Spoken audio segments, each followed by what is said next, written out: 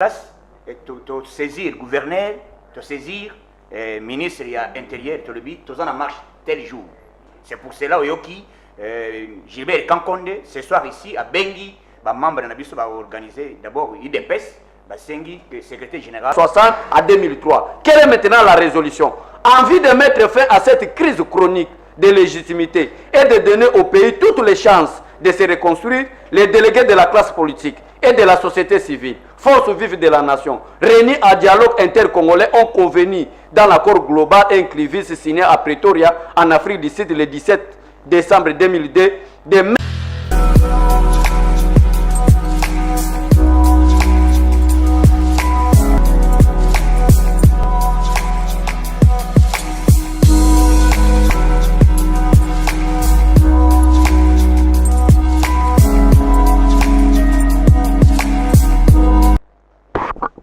Misa ebandi kimia okati ya mabota na bino awa lelo tozali na buku esantu oyo lelo tokomeka koluba makambo ebele oyo ezali koleka na engomba na ville province de Kinshasa pe na République démocratique du Congo.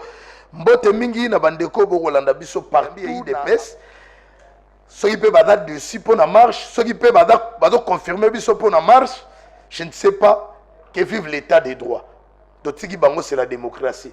Mbote na bino bandeko. Équipe mobile na omona bino boda shoter. Bo animer na ba téléspectateurs ba Holanda biso. IDPS viva. Viva! IDPS viva. Viva! IDPS viva. Viva! Viva! Viva! Tshisekedi, héros national, Félix Tshisekedi, le chef de l'État. Fachibe? Béton! Fachibe? Béton! Bakoyoka nini? Sang! Bakoyoka lelo sonde. Wana intimidation kotope toyoka ki PPRD viva. Todo ba soute viva mo tigali ya IDPS, to tigali na PPRD. Et bandane na IDPS. Batu ba banda. Ah na kota coalition PPRD pa ngolo ba PPRD viva. Bango ba lo ba oyi. Bango lo ba oyi biso to za viva. Très bien. Chatini Ngobila, interdiction ya marche. Na bandi d'abord na Yokason. Oui. Interdiction ya marche pour demain le 9 pour na prorogation outil sous Kosalema na Assemblée nationale pour la 6e fois. Il y a état d'urgence sanitaire. Oui. Baboyi ba rassemblement marche pour na mokolo lobi le 9. Bon, merci de cardinal puisque yo za cardinal ya munyatote. Bezana ba cardinal mususu baza ba ya carton. Nalingi na yebisa ba congolais que tozali na moment tozana régime d'information. Non que régime ya qu'il y a autorisation. Tout un régime, il y a quoi informer, de saisir gouvernement place, et de saisir gouverneur, de saisir ministre de l'Intérieur, de le tout en marche tel jour. C'est pour cela que Gilbert Kankonde, ce soir ici à Bengi, membre de l'Abisso va organiser d'abord IDPS, Sengi, secrétaire général, Aya, d'ici 15 heures pour Bayokana. Donc, marche est maintenue. Moi, je suis autorisation pas non, tu informer que tu es à disposition, il y a sécuriser les alliés constitutionnels. Et état d'urgence, c'est dit, bien sûr. Mais tant que Sali et Loko, d'abord, créer qui, créer tension dans Boko. Et ça, c'est ah bon? Mais oui, tension, il faut créer trois projets, il y a moyen. Justice, aujourd'hui, il a démissionné. Il y a un problème, mais assez à longueur, si au moins mon titulaire, mais mon a déposé lettre à la République, où il va décréter état d'urgence, et ça lui cela veut dire, moi, ça les séries. Vous comprenez? Donc, Bissot, lobby, et Zali, maman, ma solo. Donc, vers 7h, 8h, tous les déjà, tous les battus, ça dépend de la direction de Gozala. Bissot, Batuya, Batuachango.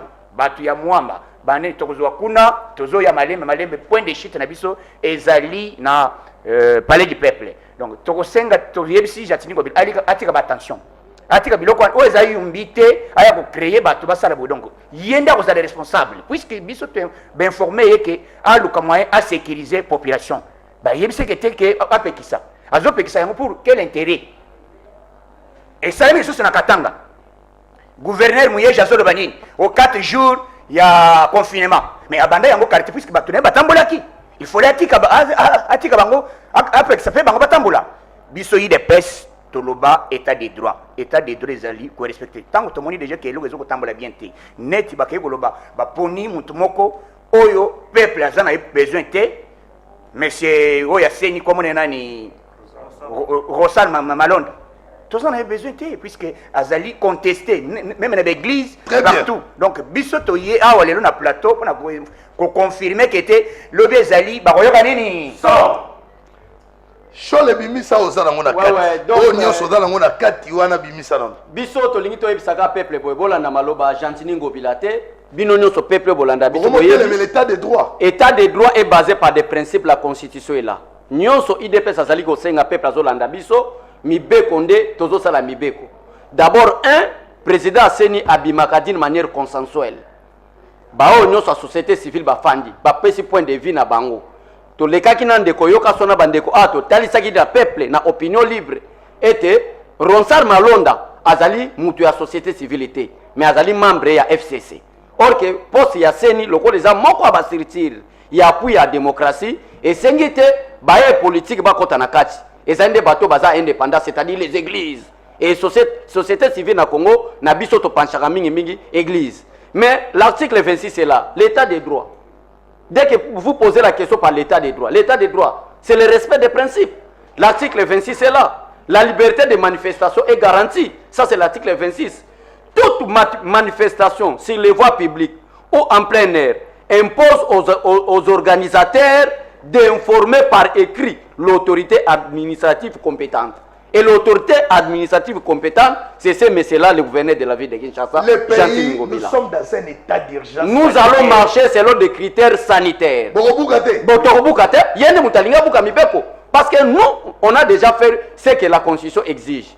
On a informé l'autorité administrative compétente qui est à la personne du gouverneur Gentini Ngobila. Yende alingi a bafoué état de droit. État de droit est globalisé sous nini. Na chité nanga po bandeko bazé gelé na mona secrétaire national Gustave akoloba bakozwa maloba na ye donc déjà to peta déjà peuple ngana cardinal to le vérité total a déjà peuple to bisa peuple que état de droit ezali pe élection malam état de droit elingi kozaloba pete ba personne malamu yango na osala ka quelques lectures ya mukei na exposer des motifs peuple congolais landa pourquoi IDPS alinga bimana balabala depuis son indépendance le 30 juin 1960. La République démocratique du Congo est confrontée à des crises politiques récurrentes, dont l'une des causes fondamentales est la contestation de la légitimité des institutions et de leurs animateurs. Cette contestation a pris un relief particulier avec les guerres qui ont déchiré les pays de 1960 à 2003. Quelle est maintenant la résolution? En vue de mettre fin à cette crise chronique de légitimité et de donner au pays toutes les chances de se reconstruire, les délégués de la classe politique et de la société civile, force vive de la nation, réunis à dialogue intercongolais, ont convenu dans l'accord global inclusif signé à Pretoria, en Afrique du Sud, le 17 décembre 2002, de mettre en place une nouvelle ordre politique fondée sur une nouvelle constitution démocratique sur base de laquelle les peuples congolais puissent choisir souverainement ses dirigeants au terme des élections libres, pluralistes, démocratiques, transparentes et crédibles. C'est la raison pour laquelle pour être élection est la crédible. Na exposé des motifs on a lobby et sengeli était peuple congolais. Batia muto malamu non à Ronsard. Peuple congolais philosophe Mogaloba. La pauvreté n'est rien, mais vivre longtemps sur la terre sans la gloire c'est mourir deux fois. Ozana posa mboka no kende liboso. Ndenge penzamba lobi na makomi na ye. Était vous luttez pour votre pays car votre bonheur en dépend. Muto alingi ke lobi azala père responsable, maman responsable. IDPS mutazo bima, mais c'est au nom du peuple congolais, toloba non na Ronsard Malonda pour être élection la crédible, transparente et Gustave Lutumba, secrétaire national. Yebisa biso papa na memo na bino d'abord na ebité itinéraire na bino za waïda ko ndenge nini. Est-ce qu'il y a un mémo prévu au bon que nous déposer en wapi? Et puis nini obino bo komi na kati ya memo na bino. Merci beaucoup. Omoni maloba oye kumamaka na memo ezalaka maloba moko secret, c'est-à-dire ezalaka lu et connu le même jour au bakindi ko sala yango. Mais en ce qui concerne itinéraire ezali ezali na ba point de ralliement tout ba point de rencontre ba oyo ekosala ke tokutana na sima na yango bato na bato tobendani malembe point de chute na biso ekozala palais du peuple. Mais avant na pesa ba détail te na lina tika avant pesa détail na okene go déposer memo na palais du peuple et pas ya nani. Ok, merci beaucoup.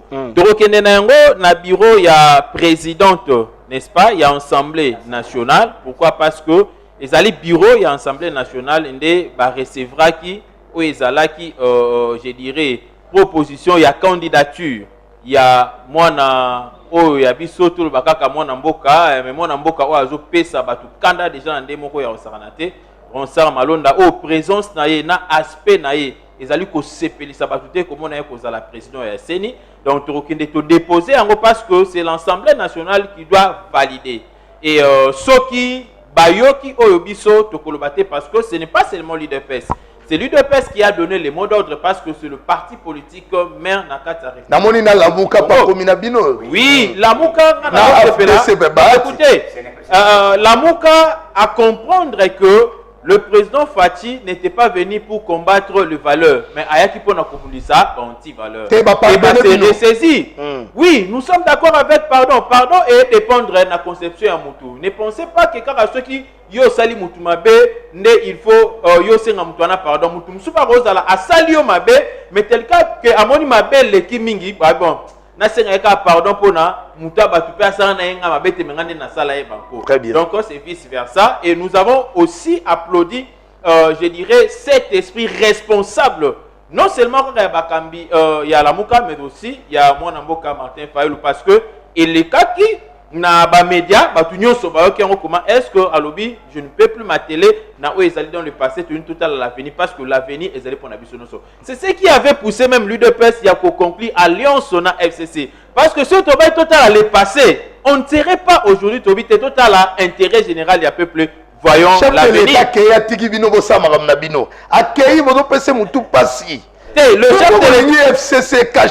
Le chef de l'État a quitté, le chef de l'État Azali na mission naie, oyebi c'est un grand diplomate et ce Rolandi Maloba au roi de Belgique Aloba qui a l'occasion il y a une 60e année d'indépendance nabiso vous allez vous rendre compte que non, il y a des grandes choses et je vous dis même le premier ministre israélien Alobi il a hâte de rencontrer le président Félix Antoine Tshisekedi parce que il est le messie de la politique mondiale.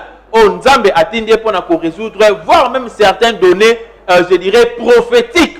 Oyo mokili ezelaka lelo. Nalina kota nanu na o etali mwana mboka Gentini Ngobila mokonzi ya Yumbi. Gentini Ngobila selon la constitution ndenge ndeko nanga Delphin Awuti Koloba, ndenge pe ndeko nanga Besole Awuti Koloba. Te na olinga pena kote wana meka obongisa. Soki tolobi mokonzi ya Yumbi c'est parce que tozana ba mauvais souvenir na ye na Yumbi. Vous comprenez un peu et ba pratique wana lingi peut-être amemango. Atolinga to benga mokonzi ya Kinshasa sur memela giso Kinshasa bo peto ya vrai. Mais aujourd'hui Kinshasa ressemble à Yumbi. Yango tozomo na Yumbi comme le quoi Kinshasa. Non, yango te. Continuez l'article 26. On doit informer. Et quand on informe, hein, ce n'est pas il y a gouverneur de azoba responsabilité sur le plan sécuritaire. Tozana Kinshasa Awa, le gouvernement national est là. Et le gouvernement national a un ministre de l'Intérieur qui doit sécuriser et les gouverneurs là et tous ceux qui habitent Kinshasa. Mais Israël est Argentine mobile. Eh, ngana zo boy bossa Israël na bino Israël est Argentine mobile. Eh, ngana lingi ko loba boyeke na o etali marche wa ndenge ko salama. Il est question il y a ko sécuriser parce que la marche est fondée. L'objectif ya marche plutôt est ali fondé. To fondé ngo ponanine. Le lobby saute aux zoro bakeno, tokenda na ba confinement, tokota ki état d'urgence parce qu'il y a eu Covid-19. Mais le long nazo bisabino, nous avons trouvé une pandémie plus meurtrière que le cas Covid-19. Otoso benga yango Covid-23 bar Ronsard Malonda. C'est plus dangereux. Bandela nanu. Nalobi, te trouver pandémie moko ya mabeko le kamakaso ezali plus meurtrière. Kombo na yango Covid-23 bar Ronsard Malonda. Donc, ce qui virus soit en 2023, Congo et Kokufa nyonso. Alors, Congo et Kokufa nyonso parce que il y a eu une pandémie où il a dit otali penda boye bon na okota na détail te mon amone elongine lokola abe maluma ou banini yo za cardinal na pesi bino pe mbote parce que abe maluma le pe azalaka bino.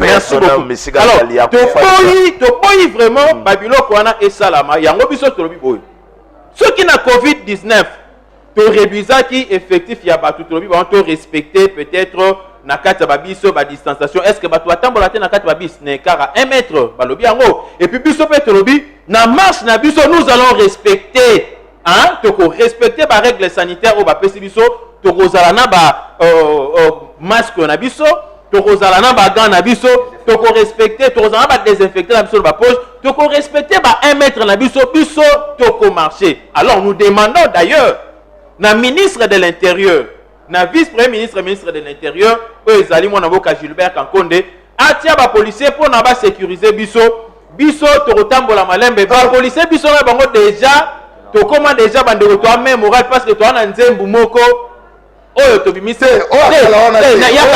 nalobi ya karate ya sika itsoi ya sika yoka te wana ezali contre la cardinal toza na kati ya misa inspiration loyembe tokoki koyemba bon natikeli yo yemba mpe nazwa mpe natikeli yo na accorde libala ya peuple na policier kitoko mingi na mboka faci libala ya peuple na policier kitoko boye na mboka faci policier kumbanga malembe policier to kundela mboka voilà donc moni loyembo to yemba lobi ko yemba pe libala ya biso na FCC non le FCC tozolo bango lelo même bango moko bayebaka soki il y a des gens au bazali d'ailleurs on va FCCT parce que dans l'ancienne majorité d'abord oui les kaka au pépère d'azala na kat bango nde bazala ki à la base ya malheur na biso ebele pour na batu mususu ba koti leo na FCC babimi na bango ba député lobi ande ba koti na FCC ba la tabe parce que ba ki okota esika mabende baloba soko sangisi mbuma ya malamu na mbuma mabe ko bebisa mbuma ya malamu. Alors biso to bisina ndeko Gentini ngobila na bandeko nyonso nous allons marcher na kimia nyonso toko sécuriser d'abord biso moko marche na biso nde to bisina bandeko na biso ba parlementaire debout ba motocycliste ba association peuple congolais oyo azalaki kozela eloko oyo toko marcher na kimia soki tomoni mutali ko bamba libanga totie maboko très bien tomoni mutenga sala dérapage totie maboko parce que marche na biso ekoleka na kimia Gilles Kaloubi lelo monani na télévision bato bakotala na songi eza na papa oyo nayebi te Gilles Kaloubi tokosuka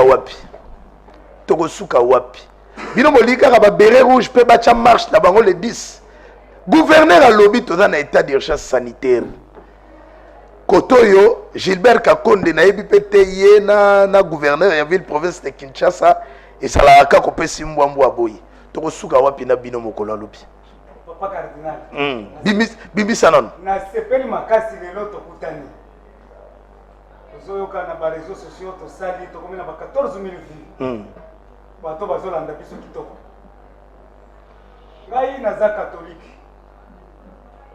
mais bodecevoir biso ya trop papa Sam mais bango ne badénonce catholique ne dénonce soki catholique edénonçaka te yo kati lelo oyo olingaki otelemela kosa malonda na bandi na cardinal Musengo oyo namonaki oyo namonaki cardinal Musengo ake koinaugure hôpital ya mama Orive esali biso pasi ya kosakana te parce que ere akendaki kuna tomonaki bazalaki ebele est-ce que barespectaki COVID-19 barespectaki mokonzi ya mboka bazalaki ebele namoni cardinal Musengo na nsima ya mama Olive na nsima ya bato ya finga asilisi dictionnaire alobi baza balogore alobi baza ba médiocre asilisi dictionnaire mais lelo tomoni aza na nsima na bango azoboka mai ya bibembe ngai nazalaki na katolike na longwe katolike azopambola hôpital oyo ekosunga na yo azobwaka mai ya bibembe mai wana ngai naza sacristain na banda kosopa mai wana na boyo yango parce que makambo basala biso na mboka oyebike babetisa biso sérieusement na katolike est ce que basi nani kanambe polite mwana Marcelin tonton Mutwale est-ce que ça sengi biso bulimbisi babeta biso na Saint-Michel nga na vimba monoko bakenda kotia ngai na krota ma Maria na makambo match oyanga na makambo. Merci beaucoup. Oh tozela awa tolobi congolais bakoloba awa tolobi lobi ezali lumbe mwete oyo koya bana kini basi basinye yoma lobi tozokenda pas de caméléon inde malembe bozotelema l'état des droits nakoloba kaka atako boko défendre constitution mais yeba yango ke le chef de l'état nde apimisa sinaki ordonnance état d'urgence sanitaire. Ok, merci beaucoup état d'urgence. Oyo sengaki bokonza mboka amelaka mwa agene mwa lotoko olobi mpo bakumbelaka mboka na tendresse te. Félix Antoine Tshisekedi Tshilombo moko ntombolo mowa mai nakoyebisa yo ke papa azokende na droiture mais bato balingi kosunga ye te na palais du peuple. Janine Mabunda alingi kosunga ye te. Janine Mabunda bimisi motion ya liboso lelo alobi ke te natindiki yango ti na septembre si bake libela parce que peuple aza souverain, peuple azali sukisa sukisaki bango awa lisusu tolobi ke lobi tosengi na monde mobimba tokosukisa bango parce que peuple aza souverain. Boyoki Rosar soki malonda soki nani avandi na kitambo Rosar wana azali administrateur ya seni awa tokoyebisa yo malumala okufaki awa komaki 1 mètre à cause ya mabe siko lelo katoliki ye moko aboyi Rosar Kimbangwisa aboyi Rosar batu nyonso baboyi IDPS aboyi Rosar Frank Jongo aboyi Rosar Moki aboyi Rosar sitoyo tomonaki Roger Lumbala azalaki awa atie maboko likolo alobi na ye kotubela mokonzi ya mboka atangi classe. Est-ce que c'est sengote tokozongela yo tokepa mona mboka Charlie SP. En tout cas, merci beaucoup le vrai cardinal. L'autre fois naibisaki que vrai cardinal Ndezayo pesa cardinal Malula ndebo sala musala kitoko mais to regretter auto mona lelo soki baba cardinal na ebité so ya la muka mais na ko to comprendre que azali cardinal pe militant ya la muka parce que babiloko ya sala ayepo na kimyate c'est-à-dire que biso to muka kimya na mboka mais ye aye luka kimya alors yango to toujours na carte marche et toujours na carte marche to makambo tout eza pona désignation ya Rosar Malonda. Alors Rosar Malonda mutu azwaki candidature na ye c'est lui toujours Fridolin Ambongo